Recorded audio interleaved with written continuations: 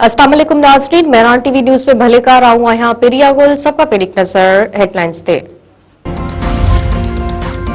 DGISPR lieutenant general Ahmad शरीफ चौधरी चयो आहे त कंहिं जी ज़ात वतन खां वधीक नाहे। हू बाइख्तियार वज़ीर आज़म हो, जंहिं बाद चयो त कंहिं बि अख़्तियार न हुआ। हू एतिरो बाइख्तियार वज़ीर आज़म हो जो हुन अॻूणे आर्मी चीफ खे क़ौम जो बाप करार ॾेई छॾियो। एतिरा अख़्तियार त कंहिं बि वज़ीर आज़म वटि न हुआ ऐं क़ौम जो हिकु ई बाप आहे। मोहम्मद अली जिन्ना रावलपिंडी में प्रेस कॉन्फ्रेंस कंदे पाक फौज जे तर्जुमान चयो त कंहिं बि सियासी जमायत सां को मसइलो नाहे। समूरियूं सियासी जमायतूं ऐं सूबा बराबरि आहे।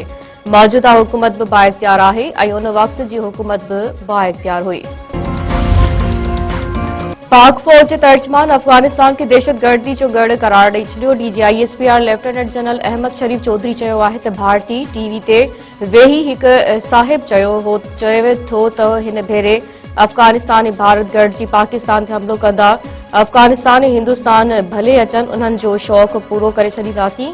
अफगानिस्तान मां का बि हुकूमत नाहे, हिकु नंढो गिरोह क़ाबिज़ आहे। असां हिकु अरसे खां चई रहिया आहियूं त अफगानिस्तान दहशतगर्दी जो गढ़ बणिजी वियो आहे।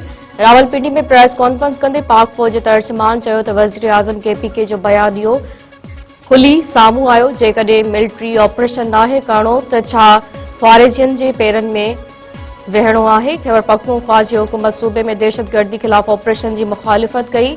दहशतगर्दी ख़िलाफ़ बयानीअ तां केरु असांखे तेज़ खां मिस नथो करे सघे।